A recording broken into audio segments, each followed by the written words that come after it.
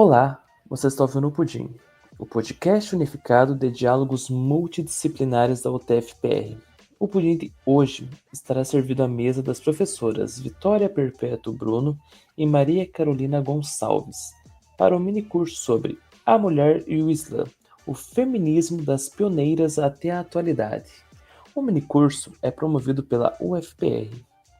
Vitória é doutoranda no programa de pós-graduação em História Econômica na Universidade de São Paulo, é pesquisadora do TARIC, Grupos de Estudos em História Árabe, e do Centro de Estudos Árabes, ambos pela USP.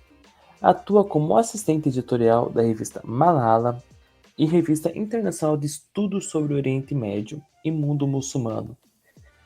Maria Carolina é doutoranda pelo Programa de Letras Estrangeiras e Tradução da Faculdade de Filosofia, Letras e Ciências Humanas da Universidade de São Paulo. Concluiu o mestrado pelo PPG Letra em 2022 e as graduações em Letras com habilitação em Árabe em 2020 e Jornalismo em 2013, ambas pela USP. Atua como professora de língua árabe e de português como língua estrangeira e tradutora literária. Esse minicurso será dividido em 3 partes. Esse segundo episódio falará sobre a mulher árabe e o orientalismo e o feminismo islâmico nas vozes de suas pioneiras no Egito. Olá, vamos dar continuidade então ao curso A Mulher e o Islã, o feminismo das pioneiras até a atualidade. E nesta segunda aula vamos discutir um pouquinho sobre a mulher árabe e as suas representações nos discursos orientalistas. Para começar, a gente tem que entender um pouquinho sobre o conceito de orientalismo, que vai ser trabalhado por Edward Said na sua obra Orientalismo, o Oriente como Invenção do Ocidente. Nesta obra, Edward Said vai analisar algumas obras, tanto literárias, científicas quanto artísticas, de europeus do século XVIII e XIX que entraram em contato com o cenário do Oriente. Basicamente, eram homens que tinham acesso, tanto fisicamente indo às regiões do norte da África e do Oriente Médio, ou às vezes eles nem precisavam ir, eles simplesmente acabavam tendo acesso ao cenário e faziam as suas produções. Nesse sentido, estamos falando de europeus que, embutidos nas lógicas dos moldes civilizacionais racistas da época, acabavam projetando imagens sobre as populações do norte da África e do Oriente Médio. Temos, então, uma distorção das realidades a partir do discurso colonizador, a partir da imagem do colonizador. E essas projeções vão trazer para a gente a imagem da mulher sexualmente disponível, do homem primitivo, selvagem, e também da geografia desértica e inabitada. É como se essas regiões não fossem inabitadas, fossem lugares inóspitos e que estavam à espera do colonizador para trazer justamente a civilização. Essas imagens, elas atuam pela geografia e também na população, e quando a gente está falando então de sociedades machistas, sejam a sociedade árabe ou a sociedade europeia, a atuação sobre os corpos femininos vai acabar sendo muito incisiva. Vai acabar sofrendo uma ação colonizadora muito maior das suas mentes e dos seus corpos. Estamos falando, então, de uma visão etnocêntrica colonial que vai tratar as mulheres como, a partir de uma perspectiva erótica e mercantilizada. Essa imagem do exótico, do misterioso, ou justamente do selvagem, acaba embutindo nas mulheres representações a partir de uma fantasia.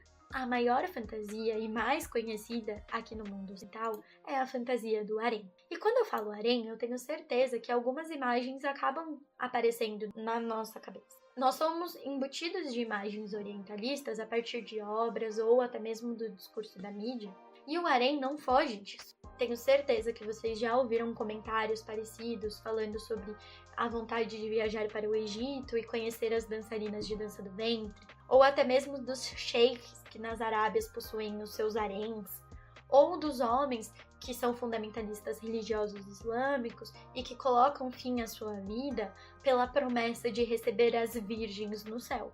Nós temos então essa ideia de uma imagem feminina totalmente sexualizada e disponível. E principalmente as pinturas, né, já por conta da sua carga imagética, vão ser responsáveis por trazer essa imagem. A gente pode ver aqui nessas duas figuras que eu apresento, obras de orientalistas que representam as mulheres nuas ou seminuas e que estão à disposição destes homens, que estão justamente numa posição totalmente erotizada e sexualizada. Porém, a gente não pode olhar para essas imagens e entender como uma representação fidedigna da realidade. A gente tem que entender que são discursos e imagens construídas e que vão trazer mitologias culturais, que vão associar o corpo e a mente e o espaço dessas mulheres às lógicas femininas de ritos de fertilidade ou a imagem da deusa mãe, justamente numa perspectiva de subjugá-las. Estamos falando, e reforço aqui, do imaginário colonizador. Estamos falando de uma prática de colonização. Então, representar essas mulheres nuas, com falta de agência sobre seus corpos, frágeis, disponíveis, reforça essa ideia colonizadora. Só que não podemos afirmar que o harém não existiu.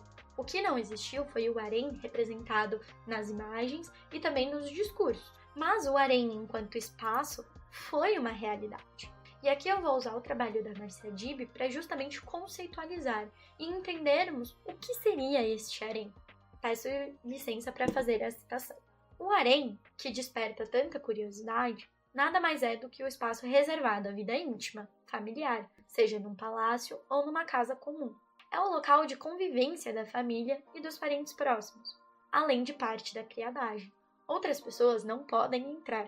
As mulheres não estavam presas nos haréns. Este era apenas um lugar onde podiam ficar à vontade. Como em várias épocas e lugares, a possibilidade de reclusão em uma classe social significava riqueza, poder e respeito. Contudo, este ambiente doméstico foi abordado de maneira distorcida. Então a gente tem aqui justamente a ideia de uma distorção da realidade.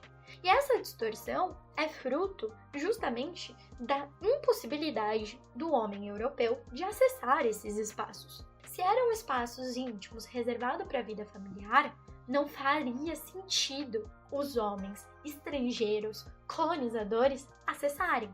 Por não acessarem e por imaginarem um espaço onde as mulheres podiam cantar, dançar, ler livros e estavam juntas, e que o homem da família também estava naquele ambiente, criou-se a ideia de que o harém seria justamente aquele espaço sexualizado. É um espaço misterioso, porque o homem europeu não conhece, o homem europeu não entra, e é um espaço feminino. É um espaço que também não vai ser diferente dos meios de sociabilização que a gente conhece na Europa, como, por exemplo, os salões de leitura.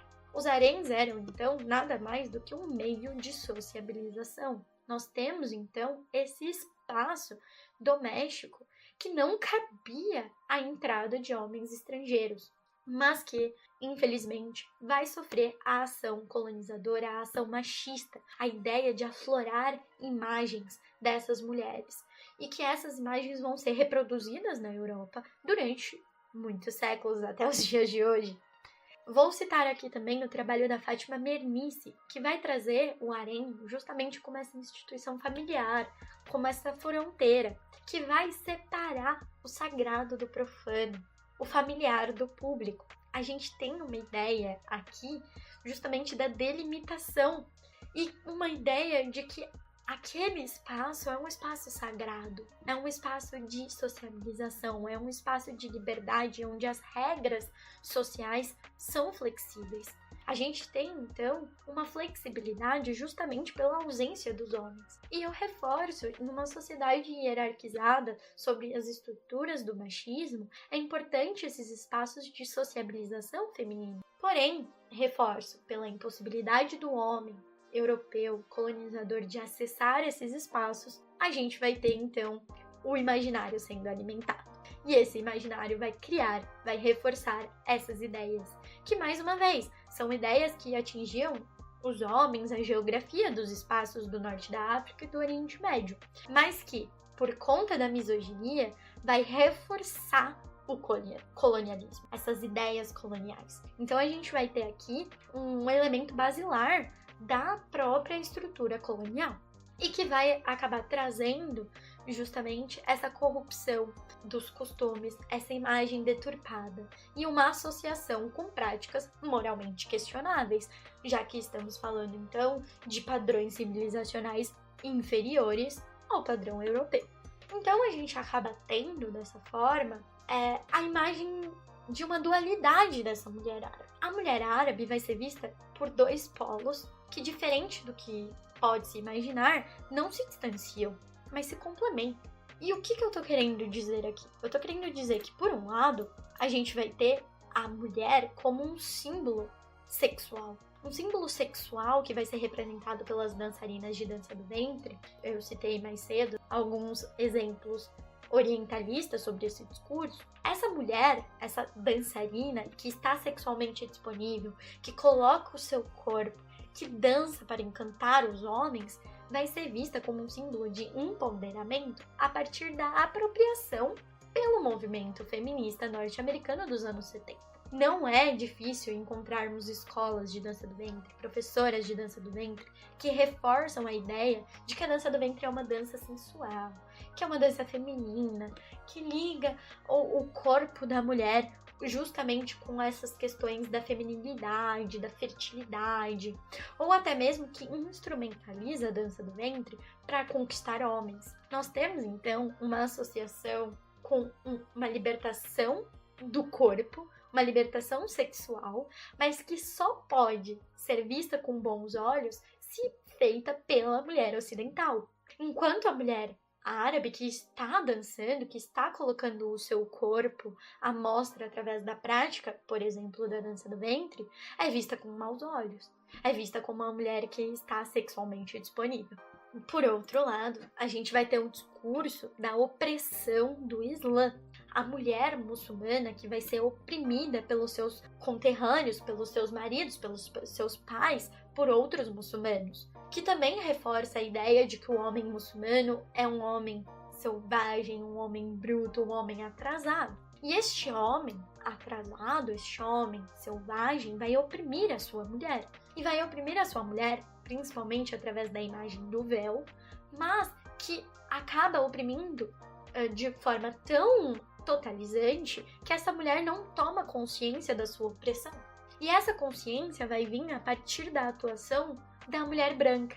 A mulher branca que se torna responsável por levar a consciência e por levar o feminismo para as mulheres muçulmanas, a fim de que estas se livrem do patriarcado e também da opressão islâmica. Claramente, discursos colonizadores e islamofóbicos. Então a gente tem a ideia de que a mulher muçulmana ela precisa da ação da mulher branca. E seja pela visão da mulher árabe que é dançarina sexualmente disponível ou pela mulher muçulmana que vai ser oprimida, nós temos então a recolocação do Ocidente. A gente tem a reafirmação de que a mulher branca precisa salvar, precisa intervir, precisa levar a palavra do feminismo para estas mulheres. Se antes a gente falava do colonizador vindo trazer a civilização, agora a gente está falando das mulheres brancas precisando salvar as mulheres árabes muçulmanas. E então eu vou passar a palavra para Maria, que vai continuar um pouco o assunto sobre o orientalismo, e encontro vocês nas próximas aulas. Nós também podemos falar muito sobre a literatura, temos muitos exemplos na literatura, principalmente quando essa literatura precisa migrar, precisa atravessar fronteiras em tradução para outros idiomas, em divulgação em outros países. E isso ocorreu muito com a literatura árabe de autoria feminina, quando traduzida, quando divulgada em outros países fora do mundo árabe. É o que a pesquisadora Amal Amire aponta em seu artigo sobre esse tema, que eu deixo nas referências. Ela nos diz que essa literatura foi, historicamente, recebida de uma forma muito orientalista, de acordo com uma visão orientalista. A recepção dessa literatura foi muito marcada pelo orientalismo. Muitas vezes, a recepção dessa literatura se concentrou em estereótipos relacionados ao Islã, Então, às vezes, a divulgação, por exemplo, de uma obra árabe de autoria feminina em tradução para outros idiomas, ressalta questões do Islã que nem sempre são fundamentais para a obra.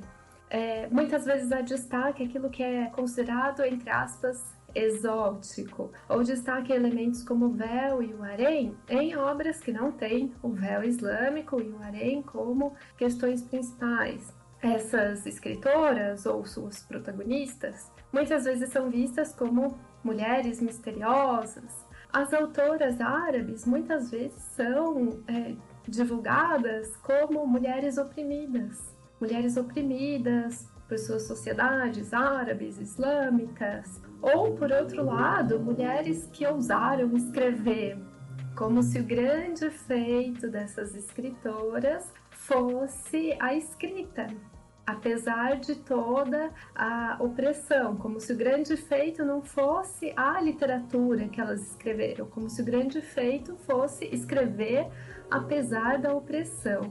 Então, todas essas questões são observadas historicamente na recepção da literatura árabe de autoria feminina. Eu penso que isso tem mudado um pouco, mas ainda encontramos uma visão bastante orientalista ao tratar dessas escritoras. Em livros sobre esse assunto, a Miriam Majed afirma que os livros devem ser traduzidos e então publicados, devem ser distribuídos e devem ser trazidos à atenção do público leitor por meio de aparatos como a crítica literária, fóruns institucionais, como inclusão em cursos universitários, e as forças de mercado desempenham um papel significativo nesses processos. Todas essas decisões envolvendo traduzir, editar, publicar, distribuir, adotar em cursos, todas essas decisões são feitas com fatores não apenas literários, mas também econômicos em mente. E elas colocam os seguintes questionamentos. Quais livros são escolhidos para tradução em primeiro lugar? São aqueles que mantêm pressupostos sobre mulheres de terceiro mundo, como vítimas da religião, do patriarcado, da tradição e da pobreza, e que realçam o fascínio pela diferença, ou são aqueles que, pelo contrário, desafiam essas expectativas sobre o que seria uma experiência de terceiro mundo, apresentando essas mulheres como agentes ativas dentro de suas próprias culturas? E a resposta muitas vezes varia.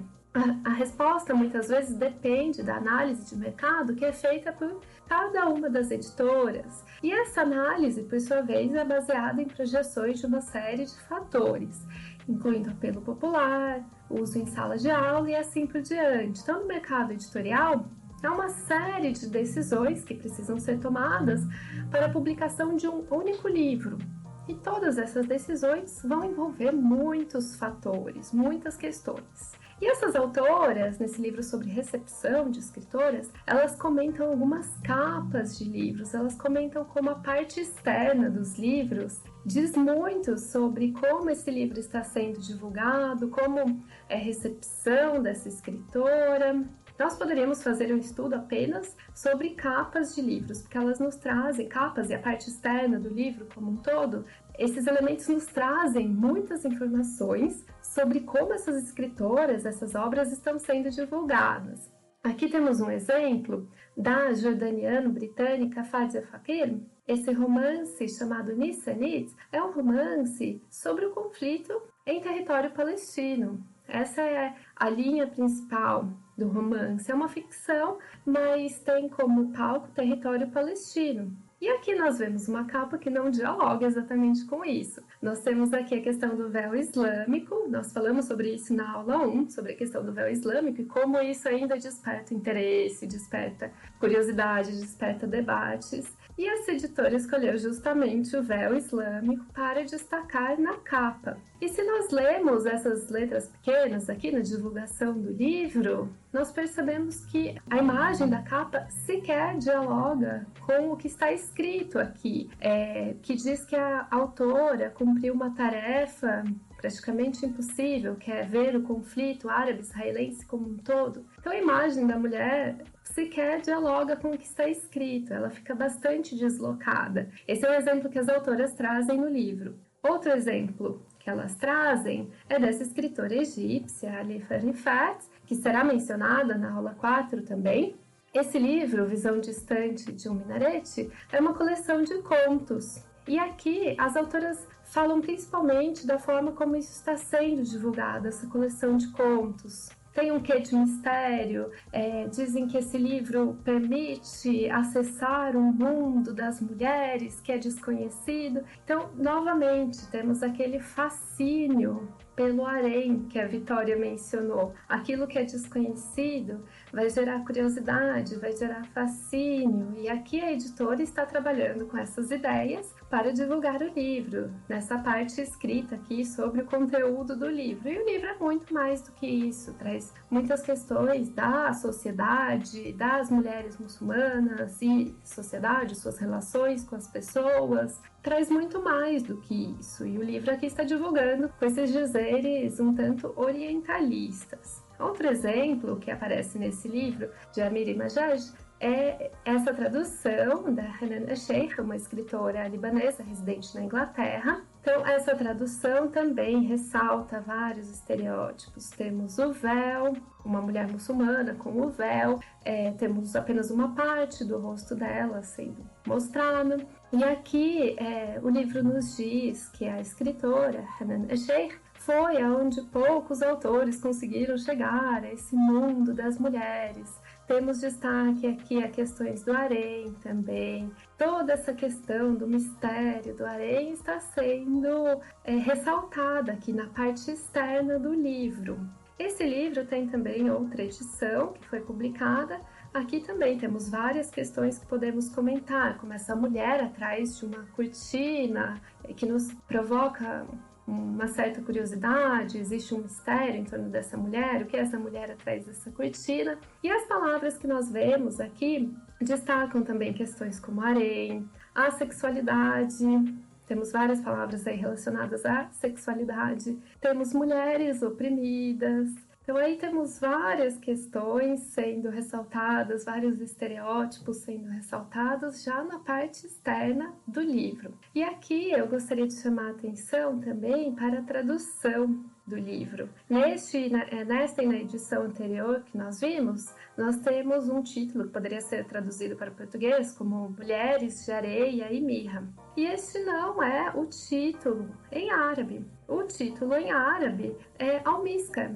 Temos aqui a palavra para almisca e a palavra para gazela. Então, almisca é retirado a partir da gazela, obtido a partir da gazela. É isso que nós temos aqui no título. E a proposta de imagem dessa edição em árabe também é muito diferente. Nós temos aqui uma imagem da gazela e de uma mulher, é uma proposta muito diferente. Não temos aqui nenhum estereótipo do Islã, não temos nada envolvendo véu, uma cortina sobre uma mulher. Então vejam como o livro mudou bastante quando atravessou as fronteiras e foi traduzido para o inglês em mais de uma edição. Estes são os exemplos que as autoras, Amiri Majaj, trazem no livro, que é sobre recepção dessas mulheres. E eu trago também alguns exemplos dessa escritora que será abordada na aula 4, a escritora egípcia Nawal As-Saadawi, que é um dos principais nomes do feminismo em língua árabe. É uma escritora muito importante. A obra dela provoca muito debate, muitas polêmicas, mas ao tratar dessas polêmicas é importante nós termos em mente a recepção dessa escritora. Como foi a recepção dessa escritora? E para falar de recepção é muito importante nós vermos como a obra foi divulgada, como foi publicada, que aspectos as editoras priorizaram, o que nós podemos ver nesses livros em tradução, ou mesmo nos livros em árabe, quando foram divulgados, de que forma eles foram divulgados. Aqui estamos vendo 3 títulos traduzidos para o inglês, em todos eles pensando não tanto no título, mas nos aspectos da capa. Nós vemos estereótipos relacionados às muçulmanas. Vemos aqui mulheres, o que todas as capas têm em comum são mulheres com o véu islâmico. Então, novamente, o véu islâmico despertando a atenção, despertando a curiosidade. Todos os 3 livros aqui têm a mulher muçulmana com o véu islâmico e com apenas os olhos de fora. Agora, eu gostaria de me concentrar nesse primeiro. Então, como eu disse, nós vemos a mulher muçulmana com apenas os olhos de fora, com o véu cobrindo todo o resto. E o que é relevante sobre essa tradução, eu vou falar um pouco mais sobre as traduções da Nawal As-Saadawi na aula 4. Mas o que é relevante para nós agora é que essa tradução, ela serviu de base para várias outras traduções pelo mundo. Inclusive, a tradução que foi publicada no Brasil foi feita a partir do inglês. Então é muito relevante nós nos voltarmos aqui à tradução para o inglês, que tem esse título e que tem a mulher muçulmana com apenas a região dos olhos à mostra. Quando nós olhamos outras traduções para o francês, espanhol, português no Brasil, elas seguem essa ideia. Elas seguem o título. Em português, no Brasil, por exemplo, ficou a face oculta de Eva. Elas seguem o título e elas seguem essa ideia de colocar uma mulher muçulmana com o véu na capa. A edição francesa é um pouco mais sutil, em espanhol e em português nem tanto, tem mulheres que chamam mais atenção. E a publicada no Brasil ainda tem essa renda vermelha na frente dessa mulher que está com o véu que deixa apenas a região dos olhos à mostra. Então é muito relevante nós estudarmos essas traduções, porque a tradução para o inglês serviu de base para outras, serviu de modelo para outras, tanto no título quanto nas opções visuais para a capa. E quando nós olhamos algumas capas publicadas em árabe, nós vemos uma proposta muito diferente. Visualmente aqui nós podemos ver nesse primeiro livro e no segundo, então o que está mais à esquerda e o que está no meio, nós vemos figuras de mulheres que não tem nenhum estereótipo de mulheres muçulmanas, nenhum estereótipo relacionado ao Islã. Vemos traços, linhas, cores, mas nada que nos remeta a uma mulher muçulmana. E no terceiro, o que está mais à direita, nós vemos uma imagem da autora. Essa editora publicou grande parte da obra de Nawal As-Saadawi, e todas as capas têm a mesma imagem, que é uma imagem da escritora, da própria escritora, e cada título só muda a paleta de cores, mas temos a mesma capa para todos, que é uma das fotos da escritora. Agora o título, qual é o título que nós temos em árabe? Não é o mesmo título que nós vimos na tradução. Aqui nós temos literalmente face nua, ou o rosto nu, da mulher árabe. Então é bastante diferente de a face oculta de Eva. Nós temos a face nua, o rosto nu da mulher árabe. E até por isso não faz tanto sentido colocar uma mulher muçulmana na capa, porque a mulher árabe não é necessariamente muçulmana. Nós temos mulheres árabes praticantes de outras religiões ou não praticantes de religiões. Então o título mudou bastante, de a face nua da mulher árabe foi para a face oculta de Eva. Eva é uma figura trabalhada no livro, mas a meu ver isso não se justifica enquanto título, porque outras figuras, como a de Ísis, da deusa Ísis, também são trabalhadas no livro. Então por que a opção por Eva? Eu penso que essa opção tem relação com questões mercadológicas, questões editoriais, o que chamaria a atenção na divulgação desse livro. E parece um nome bastante chamativo, a face oculta de Eva. Bem como a escolha da capa, é também uma questão mercadológica, uma questão de atrair a atenção do público. O público se sente atraído pelo véu, como nós falamos, o véu islâmico atrai muita atenção, leva ao debate, as pessoas têm muita curiosidade sobre o véu islâmico, então é uma coisa que chama atenção. Então é muito relevante nós vermos aqui como o livro mudou ao ser traduzido e divulgado em outros países. Isso é muito interessante quando nós estudamos escritoras árabes. É muito importante nós pensarmos em como essas obras estão sendo, primeiro, escolhidas para tradução, depois como estão sendo traduzidas, depois como estão sendo apresentadas para o público, como são divulgadas. Todas essas questões são muito relevantes quando tratamos de feminismo e Islã. Então esses contextos de recepção nós precisamos ter sempre em mente. Como dizem as autoras, contextos de recepção influenciam significativamente não apenas a forma como obras específicas são lidas, mas também quais textos são traduzidos, comercializados, resenhados e ensinados e quais questões são priorizadas. Então é importante que nós sempre façamos uma reflexão quando temos contato com essas obras, contato com essas escritoras. É importante que sempre façamos uma reflexão de como elas foram divulgadas, como foram traduzidas, como foram veiculadas. Essas reflexões se fazem muito importantes quando tratamos de feminismo e islã. E deixo o convite para que continuem acompanhando o curso. Muito obrigada! Olá, sejam bem-vindos à terceira aula do curso A Mulher e o Islã, o feminismo das pioneiras até a atualidade. Nesta terceira aula, vamos discutir um pouquinho o feminismo islâmico nas vozes das suas pioneiras no Egito. E para começar, eu trouxe o questionamento sobre a ênfase que é dada a Qasim Amin, um político do início do século XX que acaba levando o título de pai do feminismo islâmico moderno e advogado das mulheres, muito por conta da sua atuação política. Nesse sentido, a minha ideia aqui é trazer para vocês o questionamento: será que o título atribuído a Qasim Amin é adequado?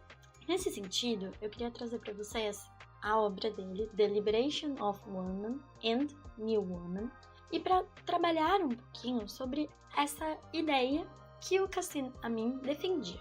Qasim Amin era um dos nacionalistas envolvido no partido Wafd, e a sua atuação política defendia, então, a libertação nacional frente ao mandato britânico ali no Egito, que, enfim, sabemos, neocolonialismo, estamos falando de um contexto em que as potências europeias estão ocupando e explorando os territórios da África e da Ásia, e no Egito não foi diferente. Nesse sentido, Qasim Amin vai utilizar os seus livros como um meio de divulgação das ideias nacionalistas que ele estava pensando junto aos seus contemporâneos ali do Egito. Em um dos seus trechos, ele vai defender a ideia, abre aspas, de que quando o status de uma nação é baixo, refletindo uma condição incivilizada para aquela nação, o status das mulheres também é baixo. E quando o status de uma nação é elevado, refletindo o progresso e a civilização daquela nação, o status das mulheres naquele país também é elevado. Podemos fazer uma análise desse trecho, entendendo todas as ideias do século XX que estão atreladas a essa ideia de desenvolvimento, de progresso. Mas o que nos interessa aqui para nossa aula é a ideia de associar a libertação nacional à libertação das mulheres. Basicamente, sabemos que a ideia de utilizar as suas mulheres para construir uma nação soberana não é nova. Tivemos exemplos aqui na América Latina, como por exemplo na Argentina, que essa ideia de constituir a mãe dos novos cidadãos foi muito importante para a noção de nacionalismo. Isso já no século XIX. Então não é uma ideia nova, porém é uma ideia que vai estar sendo incorporada num contexto árabe-islâmico. Então a gente consegue entender que a defesa de Amin por parte da libertação das mulheres vai vir muito atrelado à sua noção nacionalista. Um segundo trecho, Amin vai dizer: aprendemos que as mulheres, nas primeiras sociedades humanas, eram tratadas como escravas. Antes do Islã, era aceitável que os pais árabes matassem suas filhas e que os homens se satisfizessem com mulheres sem vínculos legais ou limites numéricos. Essa autoridade ainda prevalece entre as tribos africanas e americanas não civilizadas. Qasim Amin, então, vai tentar fazer um histórico e tentar atribuir essa ideia do machismo, da estrutura hierárquica e da própria misoginia a outras sociedades. É interessante a gente pensar aqui que ele vai apontar que não é uma característica somente dos países árabes. Ele consegue traçar sociedades machistas em outros territórios do mundo. Porém, uma coisa que é de se chamar a atenção é a associação de que o Islã trouxe, então, uma regulamentação acerca do status da mulher. O Islã vai trazer essas novidades, vai impor, vai delimitar, vai falar quantas mulheres um homem pode ter. Por exemplo, nós temos a delimitação de 4 mulheres, 4 esposas. E 4 esposas, como a gente viu lá na primeira aula, lá no século VII, fazia sentido, já que os homens tinham que sair para guerras, ou muitas vezes saíam nas rotas comerciais e não voltavam. Então a gente tinha uma população feminina muito superior em relação à masculina. Então a gente tinha, pela lógica tribal, por exemplo, situações em que o status das mulheres realmente era inferior. Então o Islã vem dessa forma tentando delimitar, tentando regulamentar, como por exemplo condenando as práticas de mutilação. Então a gente tem essa ideia de um olhar para as mulheres. O Islã, por exemplo, já no século VII acaba dando direito ao divórcio por parte das mulheres. As mulheres podem pedir divórcio. Então a gente tem um olhar do Islã no século VII e o Qasim Amin, ele está trazendo de novo, ele está é como se ele estivesse legitimando a sua posição e também dizendo dos avanços que a gente vai ter pelo Islã e que o Egito também pode avançar após, então, a dominação colonial ser encerrada, já que a gente está falando de ideais nacionalistas. É interessante pensarmos, então, basicamente, Qasim Amin, ele consegue identificar que as mulheres das classes médias e altas estavam confinadas às esferas privadas.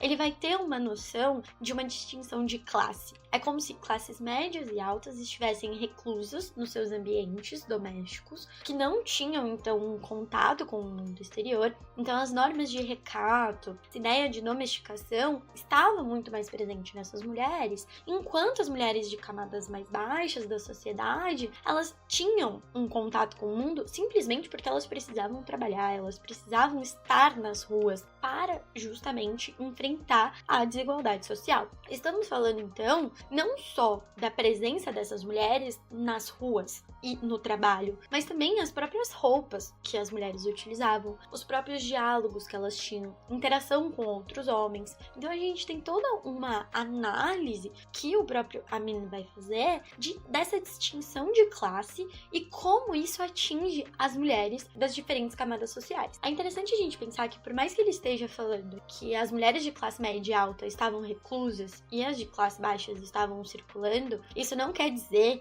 que as relações de gênero eram piores para as mulheres de classe média e alta. Não, a gente tem que entender todas as intersecções ali, como, por exemplo, acesso a livros, acesso à educação, enquanto as mulheres das camadas mais baixas estavam sofrendo diretamente as repressões do sistema colonial, estavam tendo que trabalhar, se afastar dos seus filhos, não tinham acesso à educação, sofriam os seus chefes estrangeiros. Então a gente tem toda uma ideia de diversidade, de opressão que essas mulheres sentiam e as diferenças das camadas sociais. É interessante então a gente pensar, como eu falei, o Qasim Amin, ele vai voltar com essa ideia do Islã, ele vai reforçar essa ideia de que o Islã traz um olhar para as mulheres, assim como ele está trazendo, e ele vai trazer então alguns ensinamentos proféticos para defender essas mulheres. É interessante pensarmos duas coisas. Eu vou retomar a ideia de que a educação para as mulheres, num contexto de libertação nacional, não é nova. Então, a gente já tem em outros países que também sofreram com o colonialismo e se libertaram essa ideia de educar essas mulheres para ser justamente a mãe dos novos cidadãos. E o segundo ponto é: Qasim Amin está no Egito, numa sociedade em que majoritariamente a sua população é muçulmana. Então ele tem que trazer, o seu discurso tem que alcançar essas mulheres. E a forma como ele vai fazer isso, então, vai ser justamente buscando os ensinamentos proféticos. Então ele vai dialogar com o Alcorão, por exemplo. Vou citar aqui um trabalho que vai dizer justamente que o Qasim Amin vai resgatar as vozes do profeta, vai dizer justamente que o profeta incentivou as suas esposas a buscarem conhecimento, a terem acesso à educação. Então, quando a gente tem, por exemplo, o exemplo de Aisha, que era uma das esposas do Muhammad, a gente tem, então, na figura da sua esposa, a mulher que vai buscar conhecimento, que vai ter acesso à educação e que seria, então, um exemplo para as mulheres ali do Egito. Então, a gente vai ter justamente a importância dessa educação de mulheres, vai ter essa ideia de reconhecer a opressão que as mulheres estavam sofrendo, porém, numa lógica nacionalista. É interessante a gente pensar também que ele vai defender justamente a interação das mulheres, a saída dessas mulheres dessas normas de recato e de velamento, para justamente ter esse cruzamento entre as relações femininas e também as relações com os homens, com a elite masculina. Já que, voltando aos ensinamentos proféticos, perante a Deus, todos somos iguais. Então, se todos somos iguais, o Cassenamin vai entender que tem que ter essa troca, né? Justamente que não há uma diferença. Porém, é interessante a gente pensar novamente. Todo o seu discurso está pautado nessa concepção da libertação nacional. Estamos associando a libertação nacional, ela vai vir com a libertação das mulheres. Novamente, sem a libertação das mulheres, o país não seria, então, na visão de Amin, civilizado. Só que, ainda que ele fale, ainda que ele defenda isso, ele acaba reforçando alguns padrões de gênero. Como, por exemplo, em uma das suas falas, ele vai apontar que a mulher deveria estar livre, ser educada para si, para a sua família e para a sociedade. Então, por mais que essa mulher merece receber uma educação, essa educação seria justamente para constituir esse ideal nacional, para constituir esse novo conceito de povo egípcio e de um Estado egípcio. Então a gente tem um reforço de algumas expectativas de gênero, como por exemplo o lugar da mulher na família. Porém, quando eu trouxe o questionamento de estamos falando então do pioneiro, estamos falando do advogado das mulheres, Cassenamin recebe esse título, mas ele foi efetivamente o primeiro, ele que vai dar voz às mulheres. Será que a gente pode afirmar isso? E eu queria mostrar para vocês que a gente tem durante toda a história do mundo árabe e muçulmano, mas como aqui a aula de hoje está voltada para o Egito, irei voltar para o Egito, a gente tem as mulheres atuando, tomando voz. Por mais que é importante a gente falar justamente que as classes altas e média alta estão reclusas, mas têm acesso a uma educação, a livros, a professores, vão ser justamente essas mulheres que vão acabar, através das suas obras literárias, defendendo o lugar das mulheres. Então vão acabar observando as formas de opressão, vão acabar propondo novas alternativas. Então a gente tem, durante toda a história, uma agência feminina que foi retirada ao utilizar aí o termo de pai defensor das mulheres atribuído ao Cassenamin. Então, a primeira autora que eu queria trazer para vocês aqui não vai ser foco da nossa análise hoje, mas seria a Aisha Taimur. A Aisha vai justamente iniciar esse movimento literário de mulheres literárias através das suas traduções. Então, é um trabalho que a Aisha vai fazer traduzindo algumas obras ocidentais, enfim, vai acabar se envolvendo com outras mulheres, vai acabar expandindo esse trabalho numa rede. É interessante a gente falar que existe, retomando aquela ideia do harém, da sociabilidade, a gente tinha redes de sociabilidade femininas, então ela vai acabar incentivando outras mulheres a partir do seu trabalho e, enfim, temos aí uma atuação literária, ela está trabalhando, por mais que ainda nos seus moldes domésticos, né? Ela está dentro da sua casa, ela não acaba tendo um ativismo político.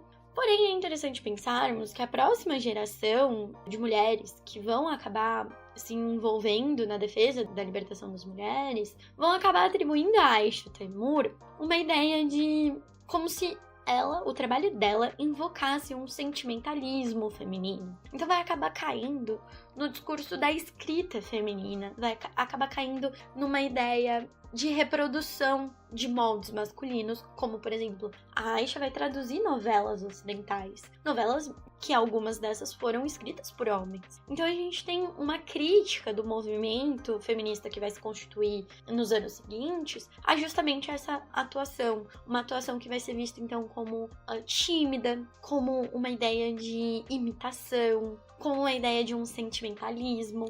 Poxa, a Aisha Taimur está traduzindo novelas, está traduzindo algumas obras que vão se distanciar do ativismo político das feministas da primeira metade do século XX. Então a gente tem aqui uma crítica dessas feministas, porém, ao mesmo tempo, a gente tem mulheres traduzindo pensando o lugar das mulheres, ocupando espaços que antes eram tidos como espaços masculinos, como, por exemplo, a própria literatura. É interessante pensarmos, então, em uma das primeiras, a gente usa o termo pioneiras, porque foi um movimento que surgiu, essa rede de mulheres se movimenta ao mesmo tempo, então a gente não pode delimitar essa foi a primeira. Não, estamos falando da primeira geração de mulheres feministas, e aqui eu queria apresentar para vocês o trabalho da Nabawiya Musa. Nabawiya Musa vai ter justamente um trabalho, um ativismo político. Então estamos falando aqui de uma geração de mulheres que vão se associar em uma rede, vou trabalhar com vocês mais pra frente, mas vão se nomear feministas e vão atrelar as suas produções literárias às suas produções jornalísticas e ao seu ativismo político, como é o caso da Musa. A Musa vai publicar em jornais e também vai escrever uma obra autobiográfica. É interessante pensarmos que Nabawiya Musa vai ter um espaço muito interessante nessa primeira geração de feministas que vai chamar muita atenção dos próprios nacionalistas associados ao partido WAFT, que eu comentei com vocês, do qual Hassan Amin fazia parte. Então, a gente vai ter aqui o trabalho dela dialogando com esses nacionalistas, até porque a gente não pode desvincular o trabalho dessas feministas da luta anticolonial. Estamos falando de um contexto em que o Egito ainda está passando pelo colonialismo, a presença britânica, a ocupação britânica ainda reprime muito todo o povo egípcio, e não é diferente no caso das mulheres. Então, a defesa dessas mulheres em relação à libertação das mulheres vai vir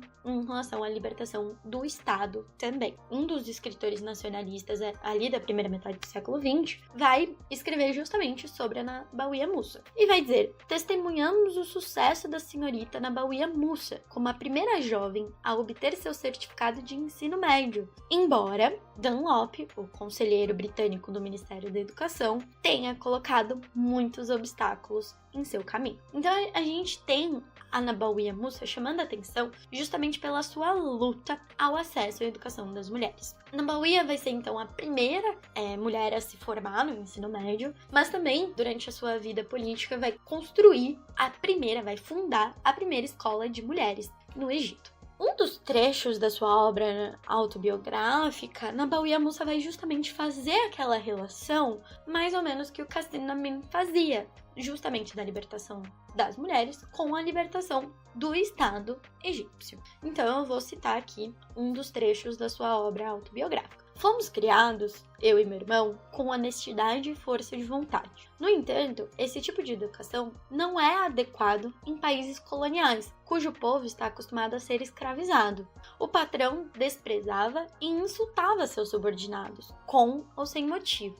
Se ele recusasse esse insulto, teria que suportar a humilhação, a pobreza e a expulsão. E isso foi o mesmo que aconteceu comigo na minha vida. Eu falhei completamente. A razão deste fracasso é aquela educação da qual eu não tolerava o ressentimento, por mais que insignificante fosse. Então a gente tem aqui justamente uma associação da ideia da formação, da educação de um país livre, de um país soberano, do seu povo soberano, com a educação do sistema colonial. E o sistema colonial, então, já impunha algumas barreiras para os próprios egípcios se consolidarem enquanto um povo soberano. E se os próprios egípcios, e aqui eu estou usando no masculino, me referenciando justamente aos homens, tinham dificuldade de se desvincular do sistema colonial, a situação das mulheres, então, era ainda mais latente. Então, nós temos aqui uma intersecção entre a opressão do colonialismo com a opressão do patriarcado. E, basicamente, é isso que Nabawiya Musa vai acabar expondo. E, durante toda a sua vida, todo o seu ativismo, vai lutar justamente para romper essas barreiras do colonialismo e do patriarcado. Junto com Nabawiya Musa, e quando eu digo junto, eu estou dizendo literalmente, porque elas trabalharam juntas, a gente vai ter Huda Sha'rawi. Huda Sha'rawi é a feminista egípcia da primeira geração mais conhecida, é muito comum as pessoas ouvirem sobre o seu ativismo político justamente porque Huda era uma mulher polêmica. Huda foi responsável, é interessante pensarmos que ela era casada com um dos membros do WAFD, então ela tinha uma relação direta com o Partido Nacionalista, e ela vai ser responsável por fundar, então, a Associação Intelectual das Mulheres Egípcias, em 1914, assim como ela vai fundar justamente o Comitê Central das Mulheres do Partido WAFD. Então ela tem uma atuação institucional. Ela está dentro do partido, ela está dialogando com as políticas do partido e está fundando grupos, como eu falei, aquelas redes de mulheres, ela está fundando grupos e associações com outras feministas, como é o caso, então, da própria Nabawiya Musa. A gente tem aqui uma ideia que justamente uma autora palestina vai associar essa ideia de que essa liga dessas mulheres, essa associação de mulheres, vai justamente preceder a Liga Árabe. Então vai ser a primeira, como apontado por Ambara, a primeira Liga Árabe, a união dos povos árabes, vai vir justamente com a Associação das Mulheres. A gente está falando, então, de políticas que essas mulheres estão defendendo no início do século XX, que vai preceder a união dos árabes, dos países árabes, que vai vir logo aí na década de 40. Então a gente está aqui trabalhando essa ideia de universalismo, de uma união dessas mulheres, uma união das mulheres árabes, que vão lutar tanto contra o colonialismo, mas também contra o machismo das suas sociedades. É interessante pensarmos que, além de ter fundado esses grupos, a Huda Sha'rawi também vai ter uma atuação política através dos seus escritos e manifestos em jornais e também vai escrever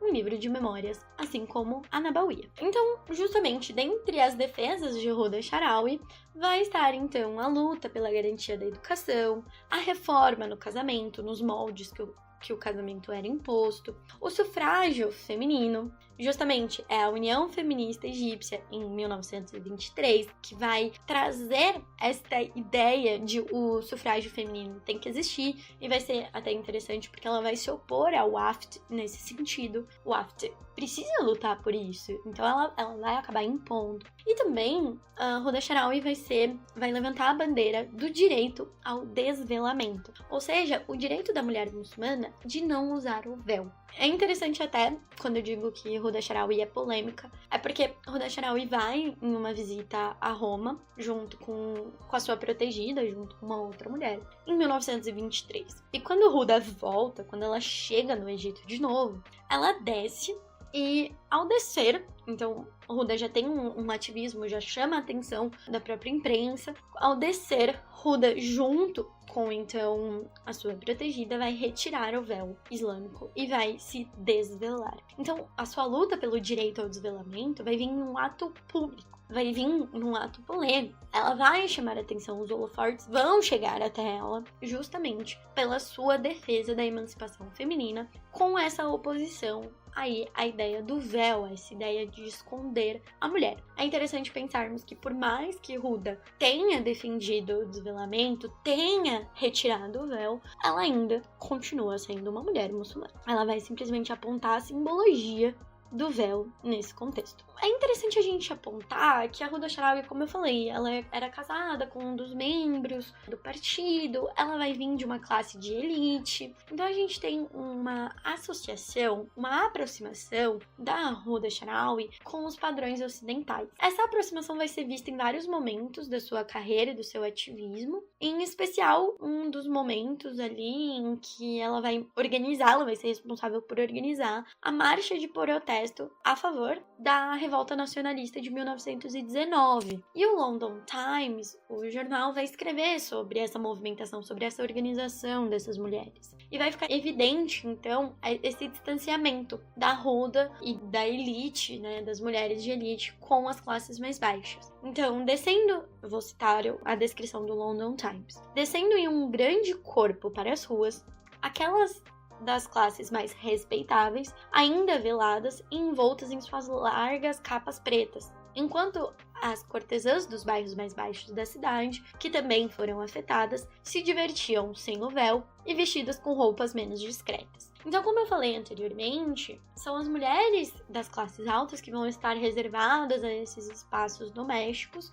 enquanto as mulheres das classes baixas não vão estar. Elas vão estar justamente nas ruas. As normas de velamento, de domesticidade vão ser mais afrouxadas para essas mulheres, justamente pela opressão aí, pela desigualdade social. Porém, quando a gente fala que Ruda precisa fazer um movimento político, precisa retirar o véu em público, precisa que a imprensa divulgue essa medida, a gente está falando sobre a importância que o véu tinha para as camadas mais altas. Então a gente está chamando a atenção justamente para a própria vestimenta, para próprias normas sociais, pelas convenções sociais. E também é interessante a gente pensar que a retirada do véu vai ter uma associação com os padrões civilizacionais europeus. Então, com as roupas europeias, com o estilo, com a moda europeia, diferente das camadas mais baixas. Que por mais que o véu não seja, então, um elemento, um pilar da sua opressão igual é para as classes mais altas,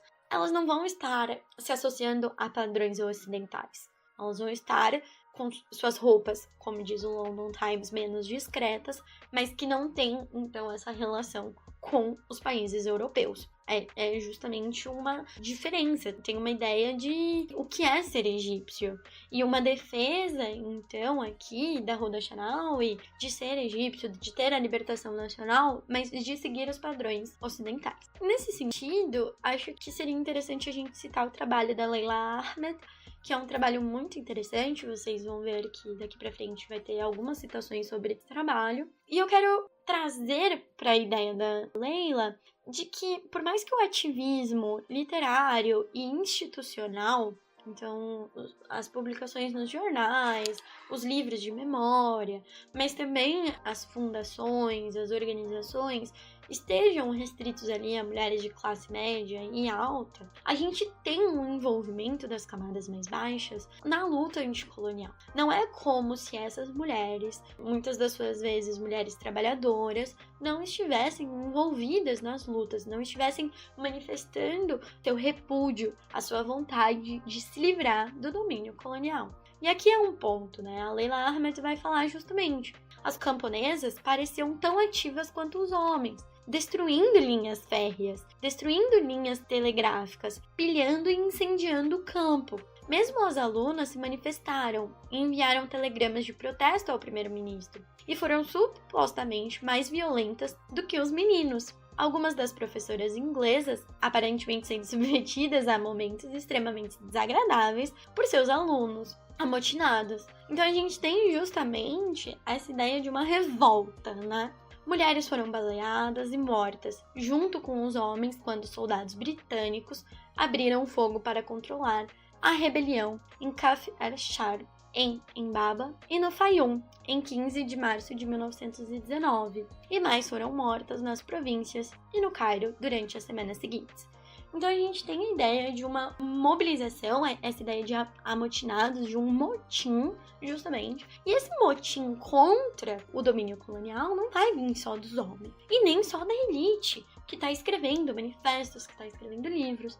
Não, estamos falando, então, de uma mobilização das massas também, dos trabalhadores e das trabalhadoras, que vão se colocar contra o domínio britânico. Eu citei muito a associação da Ruda Sharawi com os moldes europeus, né? E em contrapartida, eu queria trazer a Malak. A Malak vai vir, ela vai ter uma atuação ali também, mais ou menos próxima de período, né? No período próximo da Ruda Sharawi. Ela vai morrer muito jovem, muito cedo, justamente porque ela vai incomodar. A Malak vai começar a tentar articular as demandas das mulheres com o discurso vernacular, com aquela ideia do que é ser egípcio. E, além de uma ideia vernacular, uma ideia islâmica. Então ela vai vir se distanciando da Ruda Sharawi nesse sentido. Ruda Sharawi vai defender a libertação das mulheres? Vai defender a libertação do Egito? Vai. Porém, ela vai estar associada aos padrões civilizacionais, já que ela estava próxima. Já a Malak não. A Malak vai escrever de uma forma que vai incomodar ela vai ser muito mais incisiva, ela vai denunciar, ela vai pôr o dedo na ferida, diferente da Huda Sharawi, que vai tentar ser mais diplomática. Então eu vou citar aqui um dos trechos da Malak. Como vocês, homens letrados, podem nos ordenar a não usar o véu quando qualquer uma de nós está sujeita a xingamento se andar na rua, este lançando olhares adúlteros para elas e aquele as ofendendo com desprezo, para que o suor da vergonha escorra de sua testa. Dado o conjunto de homens que temos atualmente, o cujo abuso e a falta de vergonha a uma mulher não deveria ser exposta, e um grupo de mulheres como as que temos atualmente, cujo entendimento seria o de bebês, as mulheres retirarem os seus véus e se misturarem com homens seria algo inovador que levaria ao mal. Então a gente tem aqui um ponto que ela vai acusar os homens, ela vai conseguir literalmente pôr dentro na ferida, ela vai ser mais incisiva, mas ela vai falar, as mulheres hoje, elas não são capazes justamente de se opor de uma forma que vai acabar resultando na libertação feminina. A Malak vai dizer justamente, a gente precisa primeiro conscientizar essas mulheres. E após a sua conscientização, aí a gente consegue, então, esses avanços, como, por exemplo, sair de um estado de reclusão.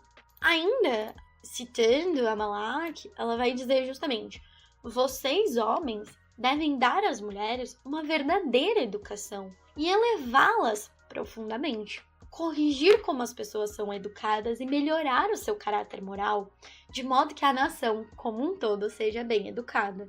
Deixe para ela escolher o que é mais vantajoso, para ela e para a nação. Então é justamente isso. Do jeito, Malak vai dizer, basicamente, do jeito que as coisas estão hoje, não vai adiantar. Não vai adiantar, a gente vai continuar sendo oprimida por esses homens, porém, a gente precisa conscientizar essas mulheres. A gente precisa que elas sejam educadas e que elas tomem, então, a agência para si. E, claro, ela também vai estar envolvida aí na ideia nacionalista. Estamos falando, então, de todo um conceito no qual, de um período no qual o nacionalismo está fervendo em todo o mundo árabe. Justamente por ter um discurso incômodo, a Malak vai escancarar a opressão, a misoginia na sociedade. Então ela vai dizer, que caminho devemos seguir? Que grupo seguir?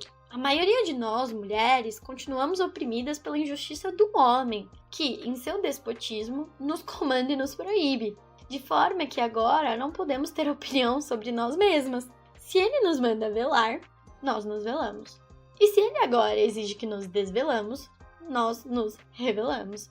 E se ele quer que sejamos educadas, somos educadas. Ele é bem intencionado em tudo que nos pede em nosso nome, ou nos deseja o mal. Não há dúvida de que ele errou gravemente contra nós, em decretar os nossos direitos no passado. E sem dúvida, ele erra gravemente ao decretar os nossos direitos agora. Então, eu gostaria de trazer aqui, finalizar essa fala da Malak, justamente para trazer o questionamento que eu falei sobre o Qasim Amin. A gente está falando de um homem que está defendendo os direitos das mulheres, que está se colocando como porta-voz dessas mulheres, como advogado dessas mulheres, mas basicamente ele está impondo que essas mulheres sigam o ideal nacional que ele está colocando. Então a libertação das mulheres tem que estar atrelada ao ideal que ele está apontando. Malak vai justamente trazer isso e vai falar assim, peraí, você manda, a gente faz. Quando você quer A, a gente faz A. Quando você quer B, a gente faz B. Por mais que ela não esteja diretamente atribuindo, então, denunciando, respondendo Qasim Amin, a gente pode fazer esse paralelo.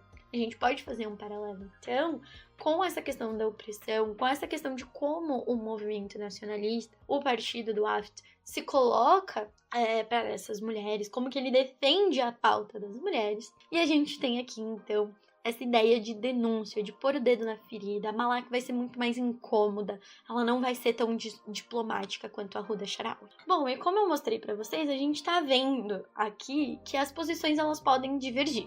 A gente tem divergências. Temos, então, a Huda Sharawi com um discurso mais diplomático, com uma pegada mais ocidentalizada, e temos a Malak numa pegada mais vernacular, uma pegada mais islâmica. Porém, por mais que elas se distanciem, a gente tem um ponto interessantíssimo a ser colocado aqui. Essa rede de mulheres, essa rede de apoio precisava existir, independente do seu posicionamento político, das suas concepções e das suas defesas. Essas mulheres sofriam, então, como eu disse, com o patriarcado e com o colonialismo. E aí, a Leila Ahmed vai falar justamente que de Nassif Acharawi, posições totalmente diferentes, como a gente pode ver, os sentimentos de não pertencimento, de isolamento psicológico, de exclusão, de exílio e de colapso mental foram compartilhados. Então essas mulheres que transgrediam a ordem, que transgrediam a conduta feminina pelas expectativas de gênero ali da época, elas sofriam com esses sentimentos de não pertencimento, mas também com atitudes de exclusão. Então, por mais que posições diferentes estavam coexistindo, a gente vai ter proibições, penalidades, e que faziam então com que essas redes de apoio entre as mulheres, independente da sua defesa, existissem. Era interessantíssimo. Na verdade, era mais do que interessante. Era necessário que essas redes de apoio existissem para justamente essas mulheres conseguirem ter um apoio financeiro, intelectual e mental, emocional. A gente tá falando de mulheres que sofriam até consequências físicas. Então a gente precisava dessa primeira geração feminista, dessa união, por mais que as ideias divergissem. Então a gente tem aqui uma ideia justamente que também não é nova. Então essa ideia de não pertencimento, de exclusão, de exílio, de mulheres feministas não é nova, não é uma inovação do Egito, da primeira metade do século XX. A gente já viu outras mulheres, tanto nas Américas quanto na Europa, que também sofreram com essas posturas justamente ao se colocarem, né, se sublevarem contra a opressão masculina, e nesse sentido, então, não vai ser diferente. A gente vai ter uma opressão, a gente vai ter uma necessidade de uma rede de apoio dessas mulheres para que elas pudessem, então, ter um mínimo de dignidade, de referência, de auxílio nessas situações em que elas enfrentavam. Então, a gente tem aqui o movimento feminista da primeira metade do século XX sendo articulado no Egito, e vai ser um movimento que vai trazer, então, força para que novas mulheres se colocassem e atuassem no cenário político. Eu queria então deixar aqui para vocês as referências e também um apelo para que vocês se interessem e estudem as mulheres, estudem as pioneiras egípcias do feminismo, porque são trabalhos muito interessantes, que é a nova historiografia que o movimento feminista islâmico contemporâneo está tentando trazer e que tem muito a nos mostrarmos nesse sentido de mostrar o que é a luta feminista nos países árabes e islâmicos. Então, muito obrigada e fiquem com a próxima aula.